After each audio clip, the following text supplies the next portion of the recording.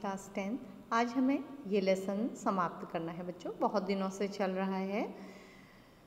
तो हम पढ़ रहे थे कि हिमालय के दर्शन करके लेखिका कह रही हैं कि हिमालय के प्रति केवल काव्यमय भाव उनके दिमाग में नहीं आ रहे हैं, बल्कि हिमालय उनके लिए एक दर्शन बन गया है, सोच का विषय बन गया है, जिसको लेकर अनेक दार्शनिक विचार उनके मन में आ रहे हैं। इससे आगे पढ़िए। अंधेरा होने के पहले ही किसी प्रकार डगमगाती शिलाओं और पत्थरों से होकर तीस्ता नदी की धार तक पहुंची अपना वर्णन कर रही हैं कि पत्थरों को पार करती हुई डगमगाते हुए वो तीस्ता नदी की धारा तक पहुंची, मतलब जहाँ पानी बहता है। बहते पानी को अपनी अंजुली में भरा। अंजुली होता है बच्चों दो हाथों से मिलाकर जो कभी बर्तन न होने पर या इधर उधर जाने पर पानी पिया जाता है। अतीत भीतर धड़कने लगा, स्मृति में कौंधा। हमारे यहाँ जल को हाथ में लेकर संकल्प किया जाता है। क्या संकल्प करूं? तो उनको लगा कि पूजा के समय अक्सर पानी को हाथ में भरकर चढ़ाया जाता है किसी को, या संकल्प लिया जाता है, मतलब प्रण किया जाता है। क्या संकल्प करूं? तो लेखिका को लगा कि वो क्या संकल्प करें, पर मैं संकल्प की स्थिति में नहीं थी। लेकिन लेखिका इस समय कुछ सोच सकने की स्थिति में नहीं थी। भीतर थी एक प्रार्थना के स्वर उनके अंदर गूंज रहे थे। एक कमजोर व्यक्ति की प्रार्थना, भीतर का सारा हलाहल। एक ऐसे व्यक्ति की प्रार्थना जिस तबके को कामदार या कमजोर माना जाता है। भीतर का सारा हलाहल, भीतर क्या सारा विष, हलाहल होता है विष। सारी तामसिकताएं, सारी बुराइयां बह जाएं इसी बहती धारा में। तो लेखिका ने क्या कामना की कि सारी बुराइयां बह जाएं। रात धीरे धीरे गहराने लगी, रात धीरे धीरे और अंधेरी होने लगी। हिमालय ने काला कंबल ओढ़ लिया। हिमालय सफ़ेद दिखाई देता है, लेकिन अंधेरे में कैसा दिखाई दे रहा था? काला। जितेन ने लकड़ी के बने खिलौने से उस छोटे से गेस्ट हाउस में गाने की तेज धुन पर जब अपने संगी साथियों के साथ नाचना शुरू किया, तो देखते ही देखते एक आदिम रात्रि की महक से परियों की एक कहानी सी मोहक वह रात महक उठी। अभी तक वो सन्नाटे से भरी हुई रात थी, लेकिन ऐसा लग रहा था कि परी कहानियों की तरह हम कहीं पर जाकर जश्न मना रहे हैं, उत्सव सा मना रहे हैं। मस्ती और मादकता का ऐसा संक्रमण, धीरे धीरे मस्ती लोगों में ऐसी फैलने लगी, संक्रमण मतलब फैलना बेटा, कि एक एक कर हम सभी सैलानी गोल गोल घेरा बनाकर नाचने लगे। सारे सैलानी जो टूरिस्ट थे, घूमने आए थे, वो सभी नाचने लगे। मेरी 50 वर्षीय सहेली मणि ने कुमारियों को भी मात करते हुए वो जानदार नृत्य प्रस्तुत किया कि हम सब अवाक उसे ही देखते रह गए। तो मणि भी इतना मस्त हो गई थी, इतना खुश थी कि ऐसा नाचने लगी जैसे कोई युवती भी डांस नहीं कर सकती। कितना आनंद भरा था उसके भीतर, कहाँ से आता था इतना आनंद? तो कितना खुश थी वो। मतलब लेखिका अपनी और उसकी तुलना कर रही है। लेखिका तो सोच में पड़ी हुई थी, बिल्कुल चुप थी, लेकिन वो मस्त थी। तो लेखिका समझ रही है कि इतनी मस्ती उसके अंदर कहाँ से आई, इतना आनंद, इतना हर्ष कहाँ से आया। लायूं की सुबह, लायूं एक बस्ती का नाम है, उसकी सुबह बेहद शांत और सुरम्य, बिल्कुल शांत थी और बहुत सुंदर थी। सुरम्य माने सुंदर। तीस्ता नदी की शांत धारा के समान ही कल कल कर बहती हुई। तो वो बिल्कुल ऐसा लग रहा था जैसे नदी के समान धीरे धीरे धीरे जिंदगी आगे बढ़ रही है, बहुत शांत। अधिकतर लोगों की जीविका का साधन पहाड़ी आलू, धान की खेती और दारू का व्यापार। तो यहाँ लायूं में रहने वाले लोगों का आजीविका का साधन था, जो उनका रोजगार था बच्चों, वो क्या था? वहाँ होने वाले आलू बेचते थे वो लोग, धान की खेती करते थे और दारू का व्यापार करते थे। सुबह में अकेले पहाड़ी क्षेत्रों में, ठंडे क्षेत्रों में आपको पता होगा कि शराब का ज़्यादा सेवन किया जाता है। माना जाता है कि वो हमें ठंड से बचाती है। इसीलिए बच्चों यूरोपीय देशों में या पश्चिमी देशों में शराब सेवन का अधिक प्रचलन है। सुबह मैं अकेले ही टहलने निकल गई। मैंने उम्मीद की कि यहाँ मुझे बर्फ़ मिलेगी, पर अप्रैल के शुरुआती महीने में यहाँ बर्फ़ का एक कतरा भी नहीं था। यद्यपि हम सी लेवल से 14,000 फीट की ऊंचाई पर थे। मैं बर्फ़ देखने के लिए बेचैन थी। हम मैदानों से आए लोगों के लिए बर्फ़ से ढके पहाड़ किसी जन्नत से कम नहीं होते। तो वो लगता है कि बर्फ़ दिख जाए तो लगता है कि हम स्वर्ग में आ गए हैं। तो इसलिए लेखिका बर्फ़ देखना चाहती थी। वहीं पर घूमते हुए एक सिक्किमी नवयुवक ने मुझे बताया कि प्रदूषण के चलते, अब देखिए वो कितने ऊपर थी, 14,000 सी लेवल से, तो वहाँ बर्फ़ होनी चाहिए थी, लेकिन एक सिक्किम में रहने वाले नवयुवक ने ही बताया कि पॉल्यूशन के चलते स्नोफॉल कम हो रहा है। बच्चों, यदि तापमान बढ़ जाता है तो बर्फ़ कम गिरती है। बर्फ़ का गिरना प्राकृतिक दृष्टि से आवश्यक है और वनस्पतियों, जानवरों, वहाँ रहने वाले प्राणियों के लिए ज़रूरी भी है।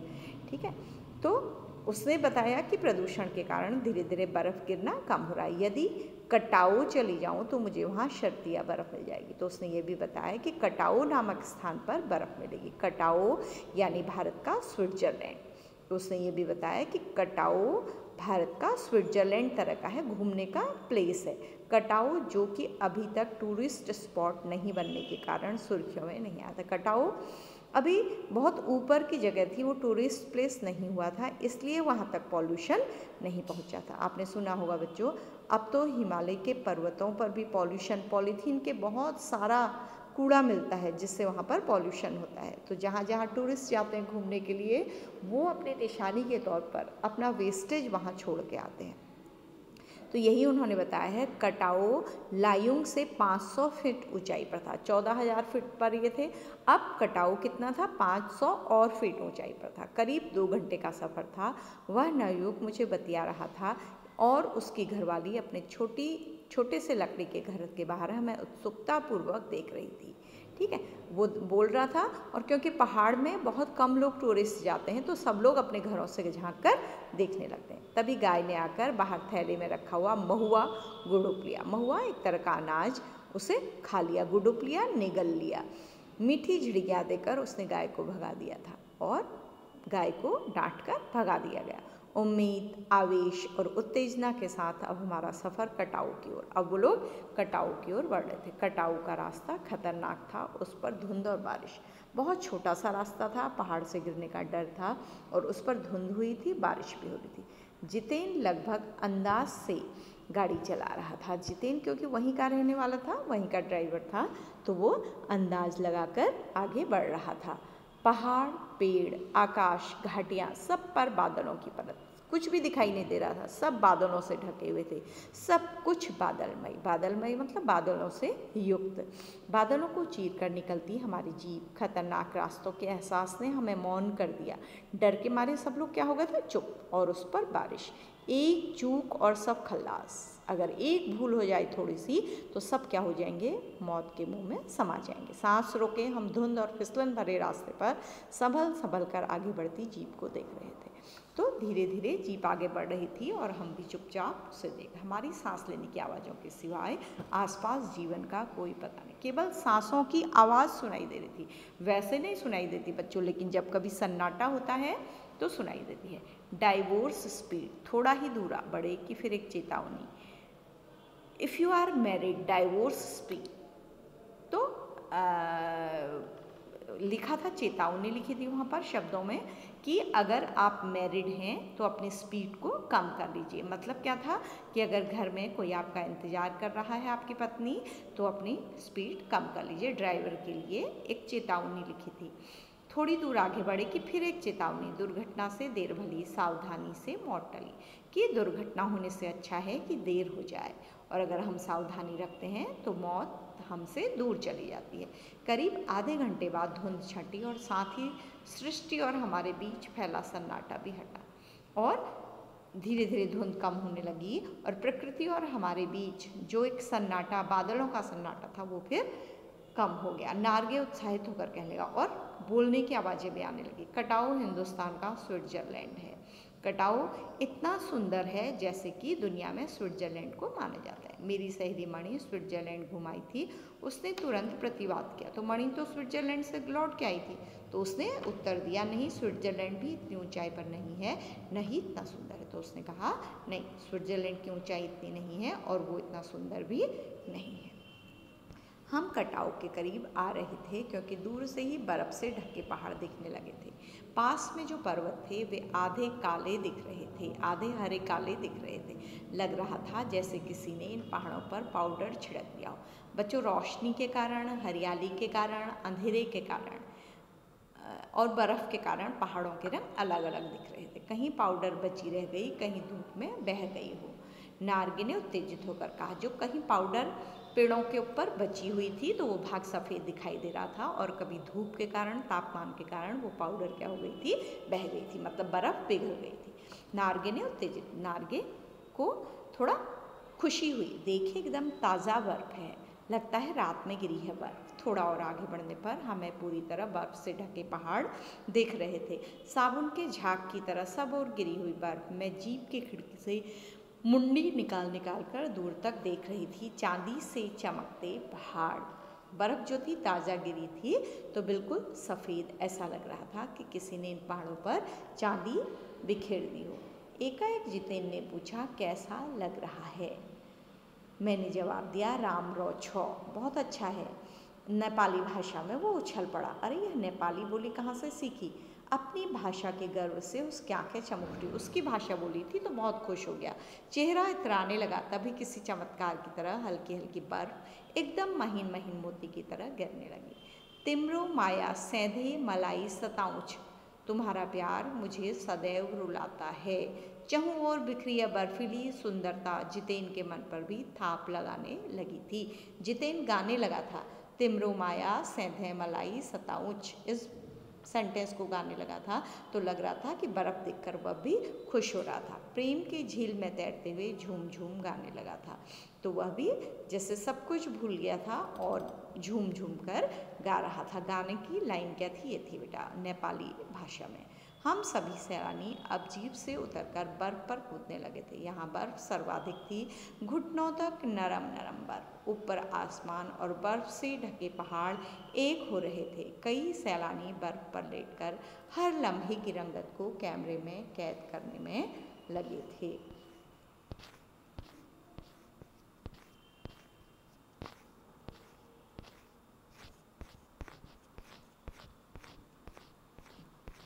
बाप रे क्लास, ये पाठ तो पूरा होने को नहीं आ रहा है बेटा। ये तो आज भी प्रश्न उत्तर नहीं हो पाएंगे, ये तो आज ही पाठ पूरा नहीं होगा बेटा। मेरे पाँव झनझन करने लगे थे, पर मन वृंदावन हो रहा था, मन प्रसन्न हो रहा था। भीतर जैसे देवता जाग गए थे। ख्वाहिश हुई कि मैं भी बर्फ़ पर लेटकर इस बर्फीली जन्नत को जी भर कर देखूं, पर मेरे पास बर्फ़ पर पहनने वाले लंबे लंबे जूते नहीं थे। मैंने चाहा कि किराए पर ले लूं, पर कटाऊ, यूमथांग और झांगू लेक की तरह टूरिस्ट स्पॉट नहीं था।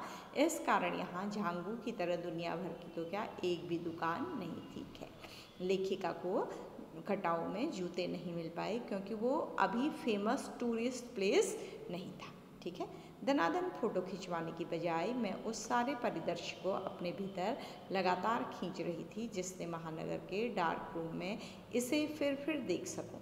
मतलब इतनी फ़ोटो खींच रही थी कि शहर जाकर देख सकूं।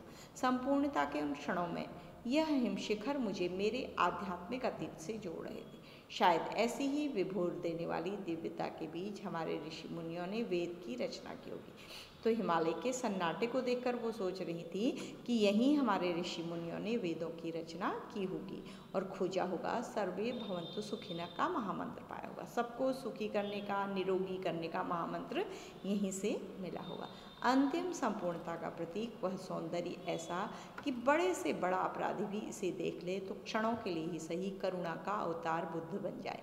तो लेखिका ने क्या लिखा है कि अगर इस दृश्य में जो लोग रहें या इसे देखें, उनके अंदर की सारी बुराइयां क्या हो जाएंगी? समाप्त हो जाएंगी।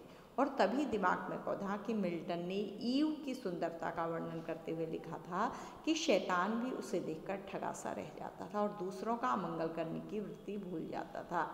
मैंने मणि से पूछा, क्या उसने पढ़ी है मिल्टन की यह कविता? तो तभी उसको अंग्रेजी साहित्य की ये सेंटेंस, एक काव्य याद आया जिसमें मिल्टन ने ईव नायिका की सुंदरता को देखकर लिखा है कि शैतान भी उसकी सुंदरता देखकर अपनी शैतानियत को भूल जाता था। तो ये अपनी फ्रेंड से पूछती है क्या उसने कविता पढ़ी है, पर मणि उस समय किसी दूसरे ही सवाल से जूझ रही थी। वह एकाएक दार्शनिकों की तरह कहने लगी, ये हिमशिखर जल स्तंभ है पूरे एशिया के। लेकिन मणि के मन में दूसरे सवाल चल रहे थे। उसने जवाब क्या दिया कि ये हिमशिखर, ये पहाड़ पूरे एशिया को पानी प्रदान करते हैं।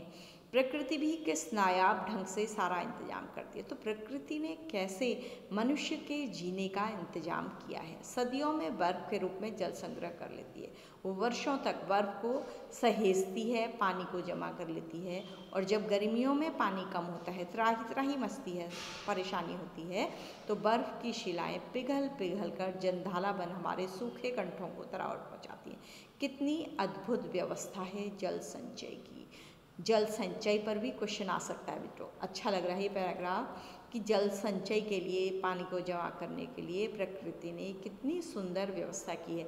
अगर बारिश के रूप में सारा जल होता, बर्फ़ के रूप में नहीं होता, तो वो सारा पानी या तो पृथ्वी में समा जाता, या वेस्ट हो जाता, या समुद्र में चला जाता, पीने के लिए बचता ही नहीं। तो बर्फ़ होती है वो बहुत परत दर परत जम जाती है, और गर्मियों में धीरे धीरे क्या होती है, पिघल कर मनुष्यों की आवश्यकता के अनुसार पानी प्रदान करती है। तो ये प्रकृति की व्यवस्था है बच्चों। मणि ने अभिभूत हो माढ़ा नवाया, जाने कितना ऋण है हम पर इन नदियों का, हिम शिखरों का। तो मणि भी अपने में खोई हुई थी, उसने कहा कि हम पर प्रकृति का ऋण है। संसार कितना सुंदर, स्वप्न जगाते उन लम्हों में मैंने सोचा, पर तभी उदासी की एक झीनी सी परत मुख पर आ गई। उड़ते बादलों की तरह पत्थर तोड़ते उन पहाड़ियों का ख्याल आ गया। लेकिन इतना सुंदर प्रकृति देखकर भी लेखिका के मन में जब ये आ रहा है कि इस प्रकृति से युक्त संसार कितना सुंदर है, तो उसे उन पहाड़ियों की तस्वीर आंखों में आ गई जो पत्थर तोड़ रही हैं, जो कठिन जीवन जी रही हैं। आत्मा की अनंत परतों को छीलता हुआ हमारा यह सफ़र थोड़ा और आगे बढ़ा कि तभी देखा इक्की दुक्की फौजी छावनियाँ। ध्यान आया यह बॉर्डर एरिया है, थोड़ी दूरी पर ही चीन की सीमा है। एक फौजी से मैंने कहा, इतनी कड़कड़ाती ठंड में, उस समय तापमान -15 डिग्री सेल्सियस था। आप लोग बहुत तकलीफ होती होगी, मतलब इतनी ठंड में लेखिका ने फौजी से कहा बॉर्डर एरिया में कि आप लोग को परेशानी होती होगी। हंस दिया, एक उदास हंसी। आप चैन की नींद सो सकें इसलिए तो हम यहाँ पहरा दे रहे हैं। तो फौजी ने कहा कि हमारी जनता, देश की जनता, आप जैसे लोग आराम से सो सकें इसलिए हम यहाँ पर पहरा दे रहे हैं।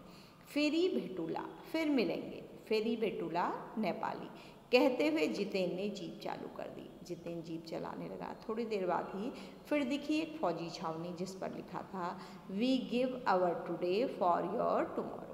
तो जिस पर छावनी पर लिखा हुआ था कि हम अपना आज देते हैं आपके भविष्य के लिए। मतलब जब फौजी आज हमारा देश को सुरक्षित करते हैं, उसी में हमारा भविष्य क्या है, सुरक्षित है।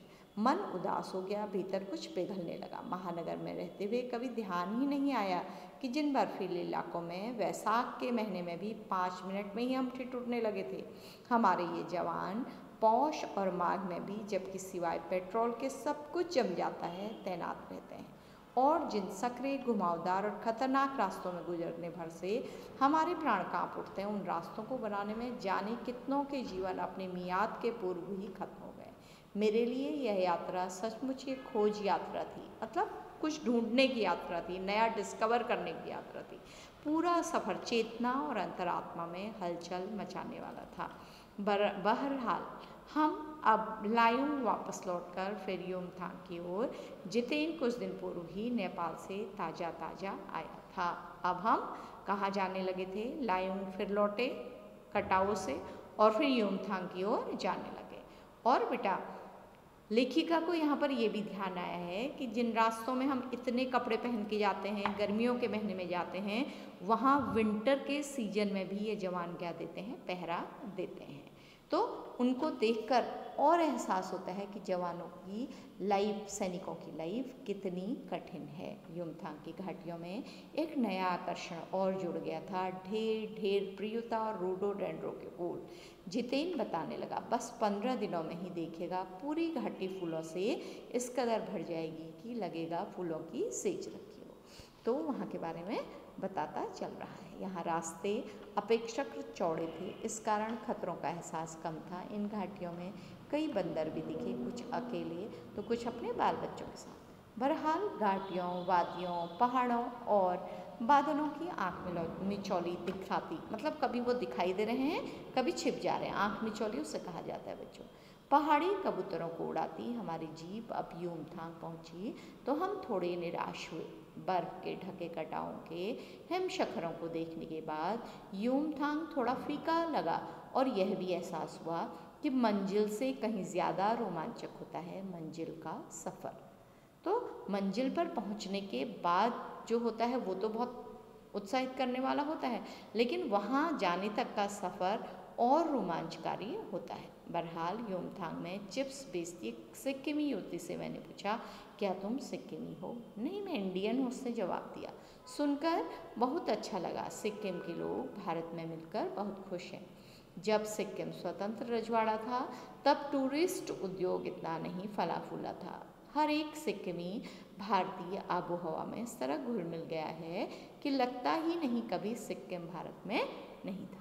जीप में बैठने को हुए कि पहाड़ी कुत्ते ने रास्ता काट लिया। मणि ने बताया, पहाड़ी कुत्ते भौंकते नहीं, ये सिर्फ चांदनी रात में ही भौंकते हैं। क्या विस्मय और अविश्वास से मैं उसे सुनती रही। क्या समुद्र की तरह कुत्तों पर भी पूर्णिमा की चांदनी कामनाओं का ज्वार भाटा जगाती है? तो ये मुझे थोड़ा अजीब सी बात लगी, तो लेखिका इस बारे में सोचने लगी। लौटती यात्रा में जीप में भी जितेन हमें रकम रकम की जानकारियाँ, मतलब धीरे धीरे जानकारियाँ देता रहा। मैडम, यहाँ एक पत्थर है जिस पर गुरु नानक के फुटप्रिंट्स हैं। कहते हैं यहाँ गुरु नानक की थाली से थोड़े से चावल छिटक कर बाहर गिर गए थे। जिस जगह चावल छिटक कर गिरे थे वहाँ चावल की खेती होती है। करीब 3-4 किलोमीटर बाद ही उसने फिर उंगली दिखाई। मैडम, इसे खेदुम कहते हैं। यह पूरा लगभग 1 किलोमीटर का एरिया है। यहाँ देवी देवताओं का निवास है। यहाँ जो गंदगी फैलाएगा वह मर जाएगा। तो जितेन ने जो एक बहुत अच्छी बात बताई थी, वैसे तो वो अंधविश्वास पर आधारित थी, लेकिन उससे जो संदेश निकलता था वो बहुत महत्वपूर्ण है। बच्चों ध्यान दीजिएगा, ये क्वेश्चन के रूप में भी आ सकता है। उसने बताया कि यहाँ जो गंदगी फैलाएगा वो मर जाएगा। तुम लोग पहाड़ों पर गंदगी नहीं फैलाते? लेखिका ने ड्राइवर से पूछा।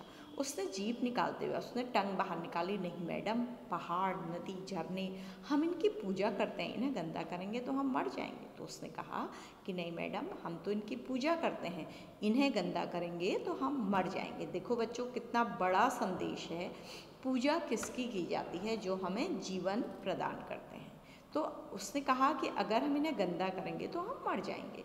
तो एक विश्वास के रूप में इन्होंने सहेज कर रखा है, नियम बना लिया वहाँ।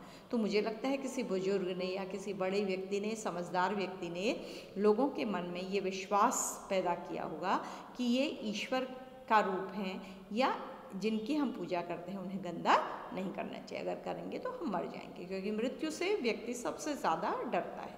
तभी गैंगटॉक इतना सुंदर है, मैंने कहा। तो मुझे लगा कि जब यहाँ के लोगों के मन में ये विश्वास है कि प्रकृति को गंदा नहीं करना है, इसीलिए गैंगटॉक शहर इतना सुंदर है। गैंगटॉक नहीं मैडम, गंतोक कहिए। अपनी भाषा में बताने लगा, गैंगटॉक गलत है, गंतोक कहिए। इसका असली नाम गंतोक है। गंतोक का मतलब है पहाड़। तो ड्राइवर ने ये बताया। मैं कुछ पूछती कि फिर वही चालू हो गया। मैडम, यूमथांग भी पहले टूरिस्ट स्पॉट नहीं था। तो धीरे धीरे बच्चों टूरिस्ट स्पॉट और आगे को बढ़ते जाते हैं। तो उसने कहा कि यूमथांग भी पहले अकेला था, टूरिस्ट स्पॉट नहीं था। यह तो सिक्किम जब भारत में मिला उसके भी कई वर्षों बाद भारतीय आर्मी के कप्तान शेखर दत्ता के दिमाग में आया कि यहाँ सिर्फ फौजियों को रखकर क्या होगा। घाटियों के बीच रास्ते निकालकर इसे टूरिस्ट स्पॉट बनाया जा सकता है। आप देखिए, अभी भी रास्ते बन रहे हैं। तो उन्होंने बताया कि यहाँ टूरिस्ट स्पॉट कैसे बना कि आर्मी के कप्तान शेखर दत्ता के द्वारा ये योजना बनाई गई कि यहाँ टूरिस्ट स्पॉट बनाया जाए, और धीरे धीरे इसे डेवलप किया गया। और लेखिका जब तक गई थी तब तक भी उसे टूरिस्ट स्पॉट के रूप में डेवलप किया जा रहा था, विकसित किया जा रहा था। हाँ, रास्ते अभी भी बन रहे हैं, नए नए स्थानों की खोज अभी भी जारी है। शायद मनुष्य की इसी असमाप्त खोज का नाम सौंदर्य है। मन ही मन में कहती हूँ, जीप आगे बढ़ने लगती है। लेखिका कहती है, हाँ, मनुष्य की यही इच्छा मनुष्य को आगे बढ़ने में मदद करती है कि उसकी खोज करने की या आगे बढ़ने की कामना कभी पूरी नहीं होती है। तो इस तरह मन ही मन लेखिका के मन में ये विचार आए और जीव धीरे धीरे अपने गंतव्य की ओर, जहाँ उन्हें जाना था उस ओर आगे बढ़ने लगी। तो बच्चों आज थोड़ा सा ज़्यादा हो गया है, तो मुझे लग रहा है आज भी मैं आपको कुछ और प्रश्न भेज देती हूँ। जो प्रश्न उत्तर जो आपको लिखने हैं वो मैं अगली कक्षा में भेजूँगी, क्योंकि आज ये वीडियो बड़ा हो गया है। इसको ध्यान से पढ़िएगा। बच्चों पढ़ लेंगे तो सारे क्वेश्चन आपको खुद ही आ जाएंगे।